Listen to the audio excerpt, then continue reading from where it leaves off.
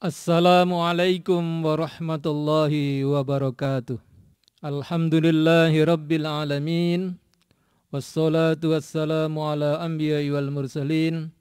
Sayyidina wa maulana Muhammadin wa ala alihi wa sahbihi ajma'in. Halo insan muda, Cahaya Ramadan kali ini akan kita bahas tema mengenai Ramadan, bulan introspeksi diri. Oke, baik. Hari ini, kesempatan ini saya ingin bersama-sama insan muda untuk membahas mengenai Ramadan sebagai bulan introspeksi diri. Kenapa kita harus introspeksi diri pada bulan Ramadan? Iya, karena bulan Ramadan ini kita diberi kesempatan sama Allah untuk berdiam diri dengan tenang, berdiam diri dengan membaca banyak atau aktivitas-aktivitas yang menuju ke takwa. Dan kesempatan ini saya akan sampaikan tentang 5 bekal untuk meraih kebahagiaan. Orang yang memiliki 5 hal berikut ini, dia akan bahagia dunia dan akhirat. Karena itulah menjadi penting untuk kita introspeksi diri, muhasabah dengan 5 hal ini. Yang pertama adalah banyak-banyaklah membaca La ilaha illallah Muhammadur Rasulullah. Lafal ini kita baca setiap hari minimal 17 kali. Yakni ketika kita baca tahiyat awal dan tahiyat akhir. Kita baca La ilaha illallah Muhammadur Rasulullah. Tolong ketika tahiyat awal, tahiyat akhir ini, insan muda berusaha untuk apa? Untuk menghadirkan makna La ilaha illallah, tiada Tuhan selain Allah. Wa asyhadu anna Muhammadur Rasulullah. Saya bersaksi bahwa Nabi Muhammad adalah utusan Allah. Tolong saat itu kita pahami artinya. Dengan membaca itu sesungguhnya adalah kita sedang memperbaiki atau kita sedang memperbaharui iman kita. Jadidu imanakum bila ilaha illallah. Perbaikilah iman kamu dengan membaca La ilaha illallah. Insan muda, saya ingin berbagi pengalaman tentang La ilaha illallah ini. Kemarin saudara ipar saya ke Jogja dan dia adalah pekerja di Jakarta. Setiap hari dari Bogor ke Jakarta naik kereta api. Nah, persoalannya adalah dia di stasiun keberapa ya, sehingga kemudian ketika masuk di kereta sudah menumpuk penumpangnya. Saya tanya, ngapain Mas Anton ketika berdesak-desakan lalu kemudian tidak ada interaksi satu sama lain? Maka dia katakan kepada saya baca sholawat. Wah, luar biasa. Saya baca sholawat Mas. Oh bagus itu. Kalau saya Mas, saya bilang gitu. Setiap kali saya dari rumah menuju kampus, lisan saya ini tidak berhenti-hentinya baca La ilaha illallah, La ilaha illallah, La ilaha illallah. Maka pertanyaannya untuk insan muda, apa yang Anda lakukan ketika dari kos-kosan atau dari rumah menuju ke kampus? Apakah lisannya berdiam diri atau juga zikir? Banyak mahasiswa saya yang saya tanya, kamu ngapain? Baca sholawat Pak, wah hebat. Kamu baca Allah, Allah Pak, wah hebat sekali. Wah, mahasiswa saya ini senang saya ketika ada jawaban begitu itu. Artinya bahwa kesinambungan antara kita sebagai hamba dengan Allah sebagai pencipta kita sangat-sangatlah dekat sekali.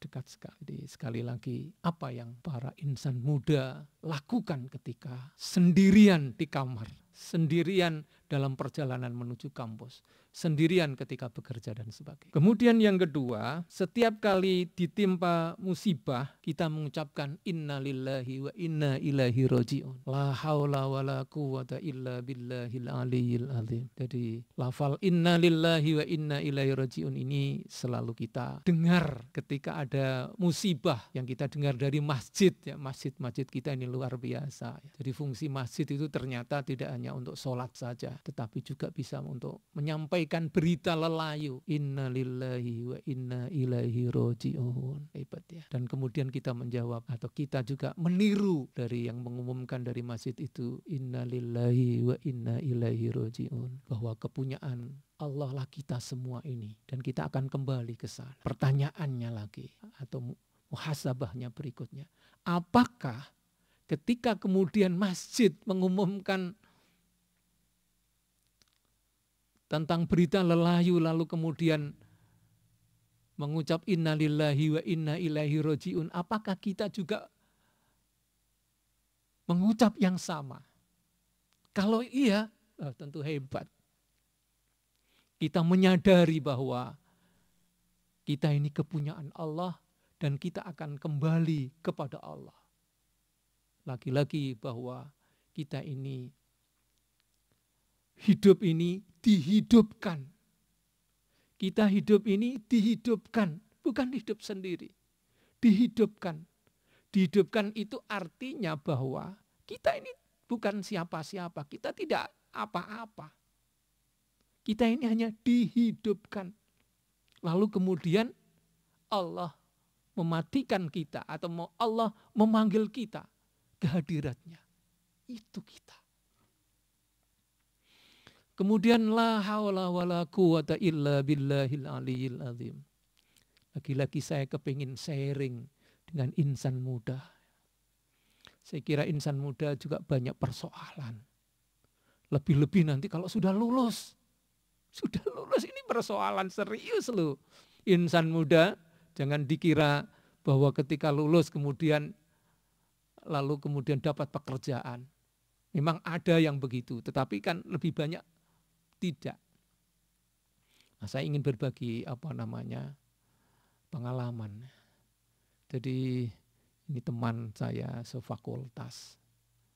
Lalu kemudian dia kuliah, sudah punya keluarga dan punya anak 2. Persoalannya adalah dia belum punya pekerjaan. Kemudian saya diajak sowan di Kiai Muntilan, Mbah Matwatu Congol, tepatnya begitu. Lalu kemudian saya bersama teman saya ini sowan menghadap beliau, apa sarannya? Ya, jadi ketika kita sudah sampaikan maksud dan tujuan, lalu kemudian saran beliau adalah bacalah la haula ping 100 kali katanya begitu ya. Kita baca terus 100 kali.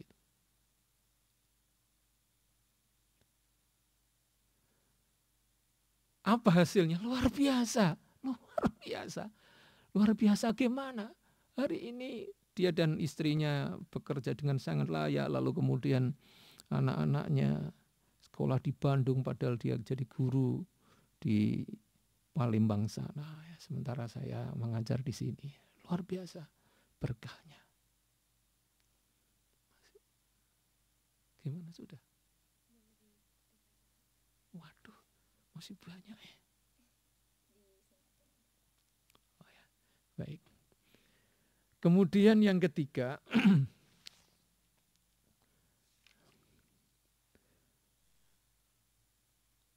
kita senantiasa baca hamdalah, alhamdulillahirabbil alamin. Setelah kita mendapatkan nikmat, ini luar biasa. Insan muda, tidak mudah, mengucapkannya mudah, tapi luar biasa.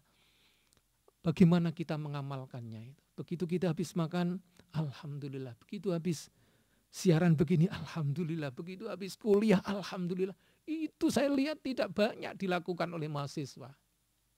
Kalau saya setiap nutup kuliah, insya Allah pakai alhamdulillah. Banyak yang kritik, kayak pengajian saja Pak, kritik itu ya. Tapi coba, kalau kemudian kita baca Qur'annya itu, la in syakartum la azidannakum, ini kan luar biasa. Siapa yang bersyukur, Allah akan menambah nikmatnya. Jadi kalau Anda bersama saya kuliah, lalu kemudian ditutup alhamdulillah, insya Allah berkah ilmunya. Insan muda persoalannya adalah, apakah Anda sudah melakukan itu ketika kemudian turun dari motor? kemudian habis makan, kemudian setelah pakai baju apakah Anda baca hamdalah? Itu yang perlu kita introspeksi. Kemudian yang keempat, saya ingin sampaikan di sini adalah kita memulai sesuatu dengan bismillahirrahmanirrahim. Lagi-lagi adalah ini ringan sekali. Kita lakukan apa? Apakah ketika Anda pakai sepatu tadi itu bismillah pora, bismillah panda? Kalau tidak, kita tahu bahwa hadisnya mengatakan kullu amrin dhibalin la yubda'u fihi bihamdillahi fa huwa aqta. Kullu amrin dhibalin la yubda'u fihi bismillahirrahmanirrahim aqta. Percuma. Padahal kita sudah melakukan banyak hal tetapi tidak kita mulai bismillah. Itu menurut hadis ini tidak ada gunanya. Lagi-lagi pertanyaannya, bagaimana Anda berupaya supaya kemudian senantiasa mengawali pekerjaan kita dengan bismillah. Kemudian setelah bismillah, istighfar. Astagfirullahaladzim, astagfirullahaladzim. Jadi kita harus karena waktunya mau habis, ini sudah habis ya. Saya pengen nambah ini tentang baca istighfar. Jadi begini insan muda. Lafal istighfar ini juga sangat mudah, hanya mengucapkan astagfirullahaladzim, astagfirullahaladzim, astagfirullahaladzim. Ini setan itu merusak kita dengan dosa yang kita lakukan, tetapi kita hancurkan setan itu dengan istighfar nih, astagfirullahaladzim. Setan langsung terbakar itu. Apalagi Anda tambah la ilaha illallah, astagfirullahaladzim. Wah, kobongan itu. Kayak di neraka. Dan kemudian kalau kita banyak istighfar, lazimkan istighfar, Allah berkenan apa? Allah berkenan melapangkan rizki kita, melapangkan hambatan hidup kita dan sebagainya. Pertanyaannya kemudian, apakah kita sudah memperbanyak istighfar ini setiap hari? Kalau iya, luar biasa tentu.